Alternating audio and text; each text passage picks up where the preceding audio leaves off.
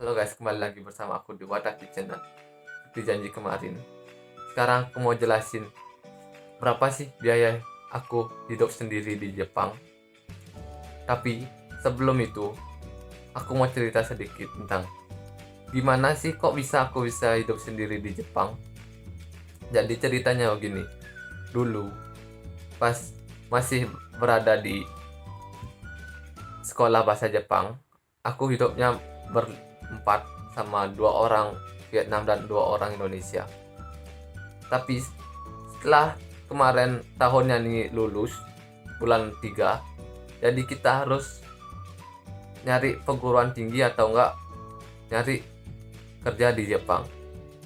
Dan kalau aku nyari kerja, aku belum dapat atau belum dapat keahlian apapun, jadi kayak nyari S1 gitu belum ada. Karena itu aku masuk kuliah dulu di Jepang dan aku milihnya di Okayama. Kalau yang nggak tahu Okayama bisa search di Google. Di sana aku tinggal di kotanya dan memulailah kehidupan akunya di Jepang dengan sendiri, karena ya, teman-teman yang lainnya tuh pada jauh dan beda tempat kuliahnya. So, kalau kalian mau tahu, let's go. Here we go. Here we go.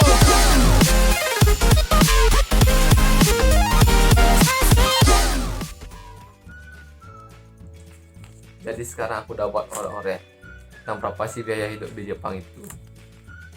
Jadi yang pertama atau bisa dibilang biaya pokoknya yaitu apartemen. Apartemen ini bisa berubah-ubah tergantung kalian di mana tinggal dan di daerah mana.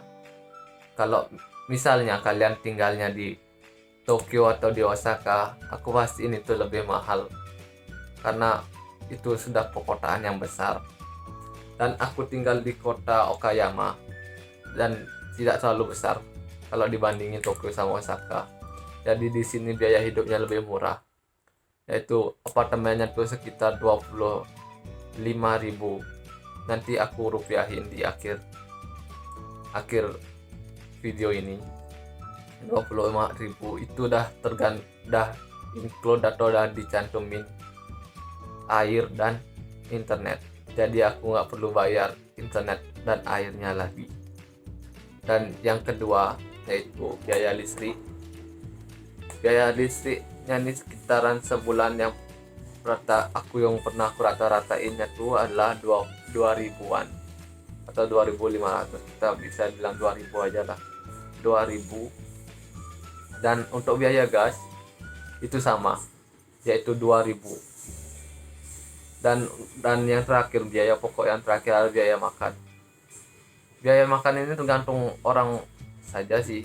Kalau aku yang nggak bisa masak, jadi aku pakai paling cuma 20.000-an atau 30.000-an untuk biaya untuk makan. Kalau yang mungkin yang lebih pingin masak, yang lebih pingin wah lagi, mungkin lebih mungkin.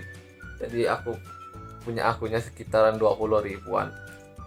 Dan setelah itu biaya non pokok atau biaya non wajibnya adalah internet kartu. Kalau di Jepang, kalau kalian pingin nelpon atau kalau pingin nelpon ke atasan Aruba itu, kalian pasti harus punya kartu, karena kalau nggak bisa pakai line di sini. Kalau untuk Aruba itu tidak bisa pakai line, jadi nggak harus beli kartunya. Jadi paketan kartunya tuh kita dapat 3 giga dengan harga 3.000, dan itu cukup mahal bagi aku kalau dibandingin di Indonesia ya. Kalau di Indonesia sekitaran 12 giga cuma dapat 12 giga yaitu 75.000, di sini cuma dapat 3 giga dengan 3.000, mahal. Dan untuk yang kedua adalah biaya keluar atau biaya hangout. Jadi aku rata-ratainnya tuh sekitar seminggunya tuh aku pergi sekali dengan belanja di luar, mungkin dengan biayanya 1.000. Jadi kalau dikali 4 yang tuting 4.000 yen. Dan akhir dari sesi ini adalah totalnya. Total di sini itu sekitar 56.000 yen. Kalau dibandingin dengan Arubaito, dengan gaji Arubaitonya, kalau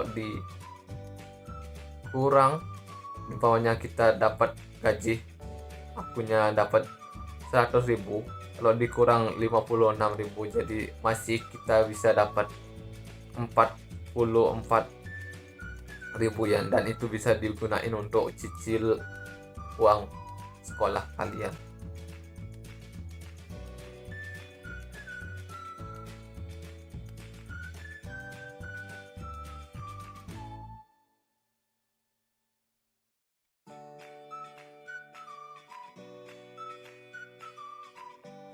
So, itu aja dari aku sekarang. Dan kalau kalian ingin tahu apa lagi tentang Jepang, kalian bisa komen di bawah. Dan jika kalian suka video ini, like and subscribe sekarang juga.